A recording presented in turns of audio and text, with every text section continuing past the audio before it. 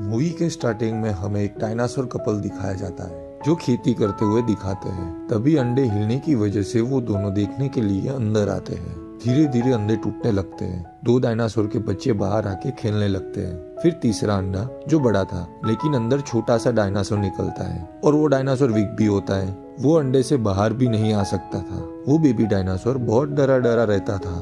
फिर इनके पेरेंट्स इस बेबी डायनासोर का नाम आर्लो रखते हैं। तभी फादर डायनासोर तीनों को बाहर ले जाते हैं और अपने खेत, माउंटेन्स और बेसिक चीजें दिखाते हैं। इनकी फैमिली अब कंप्लीट हो गई थी। सब बहुत खुश थे। धीरे धीरे टाइम गुजरता है। आर्लो के भाई बहन बड़े हो जाते हैं लेकिन आर्लो वैसा का वैसा ही रहता है। छोटी छोटी चीजों से डरा रहता था।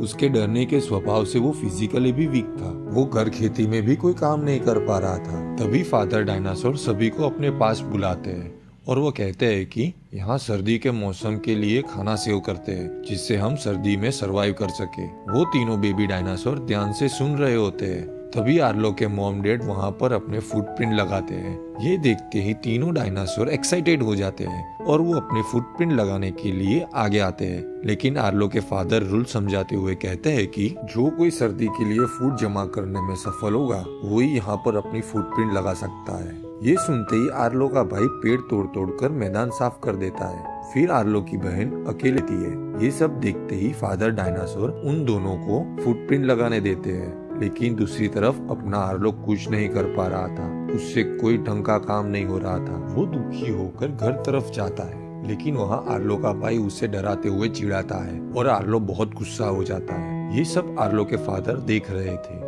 वो आर्लो के भाई को डांटते हैं। तभी सब लोग आ जाते हैं। ये देखते ही आर्लो कहता है कि आप सबको लगता है कि मैं कुछ नहीं कर सकता तो अब मैं कुछ करके दिखाऊंगा और फिर वहाँ अपना फुटप्रिंट लगाऊंगा और वो वहाँ से चला जाता है। ये सब देखते ही आर्लो के फादर को एक आइडिया आता है। रात को सोते वक्त आर्लो को वो उठाते हैं और वो साथ में चलने को बोलते हैं। आर्लो के डैड रात को जंगल में चलते हुए कहते हैं कि कभी कभी डर को हराना जरूरी होता है। जब तक तुम डरते रहोगे तब तक तुम कुछ नहीं कर पाओगे। अपने ऊपर विश्वास रखो।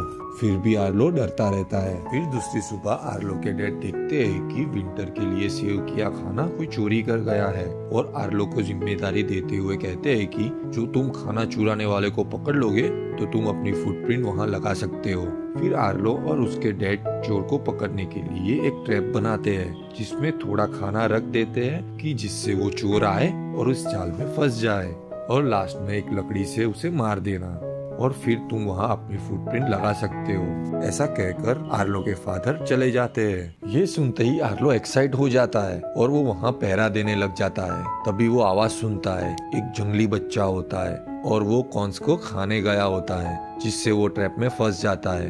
वो ट्रैप से बाहर निकलने के लिए बहुत तड़पता है। जंगली बच्चे का ये हाल देख के आर्लो बहुत डर जाता है। डरते डरते वो लकड़ी से उसे मारने जाता है लेकिन वो ऐसा नहीं कर पा रहा था। वो रस्सी को खोल देता है और वो जंगली बच्चा वहाँ से भाग जाता है। फिर आर्लो के फादर वहाँ आते हैं। तब उसे वो बहुत डांटते हैं, बहुत सुनाते हैं कि ये तुमने क्या किया। उसे मारने की वजह तुमने उससे जाने क्यों दिया। ये सब तुम्हारे डरने की वजह से हो रहा है। सारा काम खराब कर रखा है। और आर्लो को साथ चलने को बोलते हैं कि उसे आज ही हम पकड़ेंगे। वो पैरों के निशान को फॉलो करते करते जंगल की तरफ जाते हैं। साथ ही बारिश होने लगती है। तेज बिजलियां होने लगती है। अपना आर्लो वापस डरने लगता है लेकिन बारिश की वजह से पैरों के निशान मिट रहे थे। इसीलिए फादर डायनासोर आर्लो को तेज चलने को बोलते हैं। मौसम काफी खराब हो रहा था। आर्लो बहुत डर रहा था और वो भागते भागते काफी बार गिर भी रहा था। वो फादर डायनासोर को बोलते हैं कि मौसम काफी खराब हो रहा है, हमें वापस चलना चाहिए। लेकिन फादर डायनासोर उसे आगे ही बढ़ने को बोलते हैं। तभी भागते हुए आर्लो फिर गिर जाता है।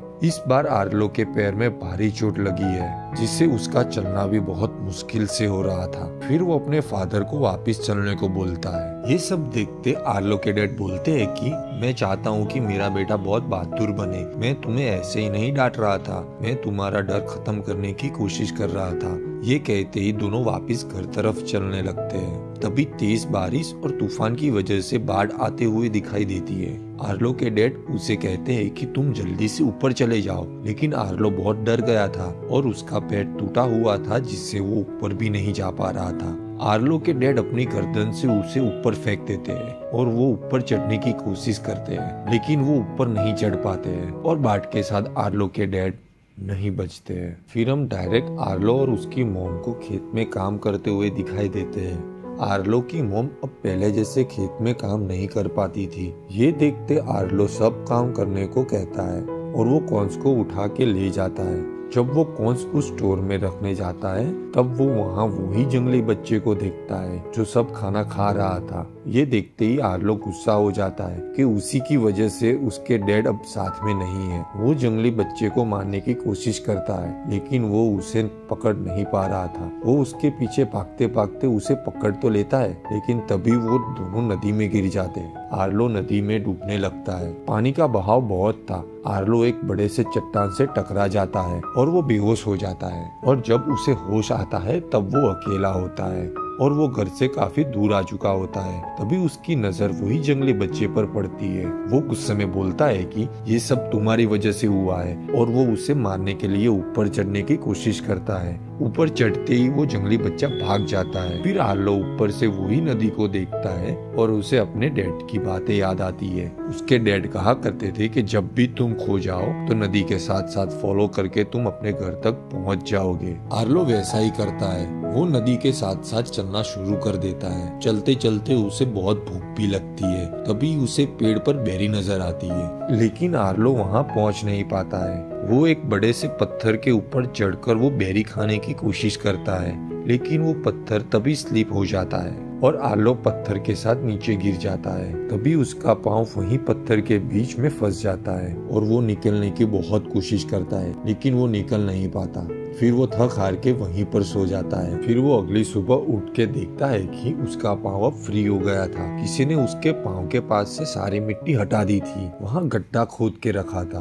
और गड्ढे के पास छोटे छोटे पैरों के निशान थे। आर्लो समझ जाता है कि ये हेल्प उसी जंगली बच्चे ने की है। वो फिर आगे बढ़ता है। तभी बारिश स्टार्ट हो जाती है। आर्लो अपने लिए लकड़ी से घर बनाने की कोशिश करता है। तभी वो जंगली बच्चा वहाँ आ जाता है और वो आर्लो के लिए एक लिज़ार्ड लाया था कि उसे पता था कि आर्लो बहुत भूखा है। फिर वो लिज़ार्ड वहाँ से भाग जाती है। फिर वो जंगली बच्चा एक और बार आता है। इस बार एक बड़ा सा कीड़ा लेकर आया था और वो जंगली बच्चा उसे खा के बताता है कि खाओ अब इसे। लेकिन आर्लो तो वेजिटेरियन होता है। वो लकड़ी से उसे हटा देता है क्योंकि वो सिर्फ फल सब्जियां ही खाता है। इस बार वो जंगली बच्चा समझ जाता है और वो आर्लो के लिए बेरीज लाता है। आर्लो बहुत भूखा था। वो बेरी देख के तेजी से खाने लगता है। फिर आर्लो को और भूख लगती है। वो उसे और बेरी लाने को बोलता है। फिर वो जंगली बच्चा उसे अपने साथ चलने को कहता है और वो बेरी के पेड़ तक ले जाता है। वहाँ बहुत सारी बेरी लटकी हुई थी। ये देखकर आर्लो खाने के लिए भागता है, लेकिन वो जंगली बच्चा उसे रोकने की कोशिश करता है। आर्लो कुछ समझ नहीं पाता है कि ये क्या कहना चाहता है। वो जैसे बेरी खाने जाता है तभी एक बड़ा सा स्नेक उसके ऊपर गिर जाता है और आर्लो डर के नीचे गिर जाता है। फिर वो स्नेक आर्लो पर हमला करने ही वाला होता है। तभी वो जंगली बच्चा उसे बचाने पहुंच जाता है। दोनों में फाइट होती है और वो स्नेक को वहां से भगा देता है। फिर दोनों जैसे ही आगे बढ़ने जा रहे होते हैं तभी जंगल के अंदर से एक बड़ा सा जानवर बाहर आता है, जिसके सिंग के ऊपर बहुत से बर्ड्स और छोटे छोटे एनिमल्स बैठे होते हैं। वो आर्लो को पूछता है कि तुम्हारे साथ ये बच्चा कौन है। आर्लो बोलता है कि मुझे नहीं पता, मुझे तो उसका नाम भी नहीं पता है। वो उसे स्पार्क कहकर बुलाता है। तभी वो जंगली बच्चा तुरंत उसकी तरफ देखता है और आर्लो उसका नाम तभी स्पार्क रखता है। फिर दोनों आगे बढ़ते हैं। रात होने आई होती है। आर्लो अपनी पूंछ से लाइट वाले कीड़े को दिखाता है। ये देखकर स्पार्क बहुत खुश हो जाता है, लेकिन तभी आर्लो को उसके डैड की याद आ जाती है कि उसके डैड भी उसे ऐसे ही खुश किया करते थे। वो लकड़ी के टुकड़े खड़े करके बताता है कि ये मेरी फैमिली है। वो बड़ी लकड़ी को गिरा कर बोलता है कि मेरे डैड अब नहीं रहे। फिर आर्लो देखता है कि मैं भी किससे बात कर रहा हूँ कि जिसे कुछ समझ ही नहीं आता। वो सैड होकर लकड़ी के पास सोता है। तभी स्पार्क 3 लकड़ी दिखाता है और वो 2 बड़ी लकड़ी को नीचे गिरा देता है और ये कहने की कोशिश करता है कि मेरे पेरेंट्स भी अब नहीं रहे, वो अब अकेला है। वो दोनों गले लगकर अब सो जाते हैं। अगली सुबह वो नदी के साथ साथ चलते हैं, लेकिन वैसे ही फिर एक और बार तूफान आता है जिसमें आर्लो के डैड की जान चली गई थी। वो ये सब देखकर बहुत डर जाता है और तेजी से भागने लगता है। फिर वो दोनों एक बड़े से पेड़ के नीचे बैठ जाते हैं, लेकिन जब आर्लो की आंख खुलती है तब वो देखता है कि वो नदी से काफी दूर आ चुके हैं। वो नदी को ढूंढ नहीं पा रहा था, जिससे अब वो घर नहीं पहुंच पाएगा। आर्लो बहुत सैड हो जाता है। तभी आसमान में उड़ते डायनासोर देखता है। वो उसे नीचे बुलाता है। वो काफी खतरनाक दिख रहे थे। फिर आर्लो उनसे पूछता है कि आप बता सकते हो कि नदी किस तरफ है? मुझे अपने घर जाना है। वो उड़ने वाले डायनासोर कहते हैं कि मुझे सब पता है कि नदी कहाँ है। वो आर्लो को झूठ बोलते हैं कि हम यहाँ तूफान से घायल हुए लोगों को हेल्प करने आए हैं। तुम मुझे ढूंढने में मदद करो तो मैं तुम्हें नदी तक छोड़ दूंगा। ये सुनते ही आर्लो एक लोमड़ी ढूंढ लेता है और वो उड़ने वाले डायनासोर के सरदार को दे देता है, लेकिन वो उसे तुरंत खा लेता है। फिर उसे जंगली बच्चे की स्मेल आती है। वो आर्लो को पूछता है कि जंगली बच्चा कहाँ पर है। आर्लो गलत इशारा करके उन लोगों को दूर करने की कोशिश करता है, लेकिन उनका सरदार काफी स्मार्ट होता है। उसे पता चल जाता है। वो स्पार्क को खाने जा ही रहा होता है। फिर स्पार्क आर्लो के पीठ पर बैठकर वहाँ से भाग जाता है। वो उड़ने वाले डायनासोर उसका पीछा ही नहीं छोड़ रहे थे। फिर वो दोनों भागते भागते देखते हैं कि सामने दो जायंट डायनासोर खड़े हैं। आर्लो ये देखते उनकी उल्टी तरफ भागने लगता है, लेकिन वहीं उसे वो उड़ने वाले डायनासोर पकड़ लेते हैं। तो वो जायंट डायनासोर उसकी मदद करते हैं और उन दोनों को बचा लेते हैं। फिर वहाँ एक और काफी जायंट डायनासोर आता है, जो ये दो जायंट डायनासोर के फादर होते हैं। वो आर्लो को कहते हैं कि तुम्हें यहाँ नहीं आना चाहिए था, ये बहुत खतरनाक इलाका है। फिर आर्लो बोलता है कि मैं यहाँ गलती से आ गया हूँ। आप हमें बता सकते हैं कि नदी कहाँ पर है, जिससे मैं घर वापस जा सकूं? वो बोलते हैं कि यहाँ पर बहुत सारी नदियाँ बहती है। तभी आर्लो कहता है कि पंजा पर्वत वाली नदी जो मेरे घर तक पहुँचाएगी।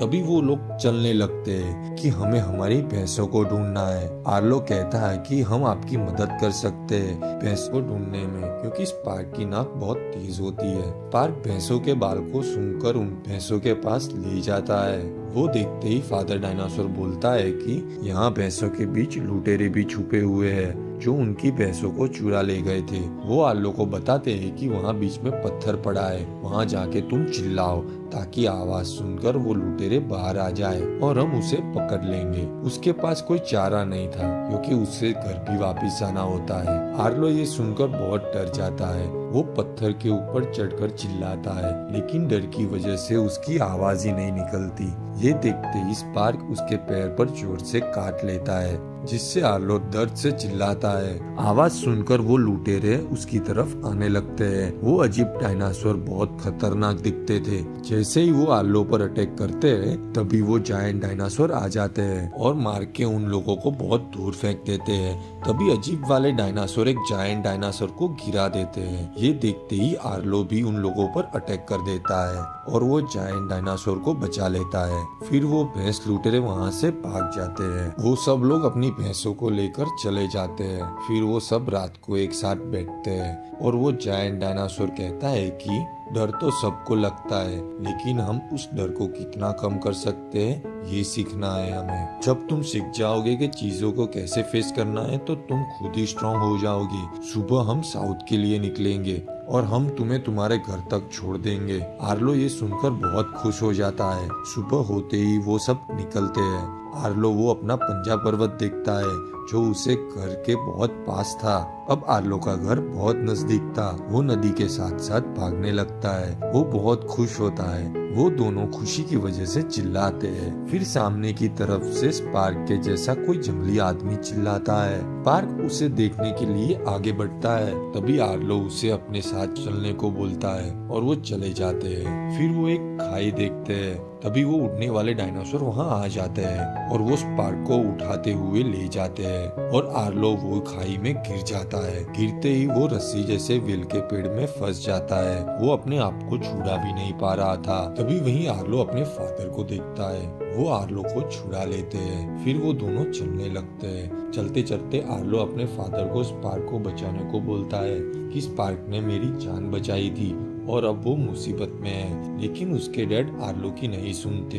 तभी आर्लो देखता है कि मिट्टी में उसके फादर के पैरों के निशान ही नहीं पड़ रहे थे। वो समझ गया था कि ये सिर्फ उसकी इमेजिनेशन है। तभी वो जाग जाता है और वो अपनी वही हालत में पाता है। वो सब वेलों को तोड़ देता है। वो आगे जाके चिल्लाने लगता है। फिर स्पार्क भी चिल्लाता है। वो तुरंत आवाज को फॉलो करता है। नदी की तरफ आते ही वो देखता है कि नदी के बीच एक टूटा हुआ पेड़ में स्पार्क होता है और वो उड़ने वाले डायनासोर उसको खाने की कोशिश कर रहे हैं। आर्लो स्पार्क की ऐसी हालत देखकर बहुत गुस्सा हो जाता है। तभी वो बहुत जोर से चिल्लाता है जिससे उड़ने वाले डायनासोर डर जाते हैं। तभी स्पार्क बाहर निकलकर एक डायनासोर के पंख को काट देता है। वो डायनासोर भागने की कोशिश करता है लेकिन तभी आर्लो लकड़ी मारकर उसे भी गिरा देता है। तभी आर्लो देखता है कि बाढ़ आ रही है। इस बार ये बाढ़ सब कुछ अपने साथ बहा कर ले जा रही थी। लेकिन आर्लो कुछ परवाह करे बिना तुरंत कूद जाता है। वो जैसे तैसे करके स्पार्क को बचा लेता है लेकिन खुद बहुत जख्मी हो जाता है। वो उसे बाहर निकालकर उसके साथ बैठ जाता है। ये सीन बहुत इमोशनल होता है। एक लाइक पक्की दोस्ती के नाम बनता है। आगे तो सुनो, अब रो ही दोगे यार। फिर वो दोनों घर तरफ निकल जाते हैं।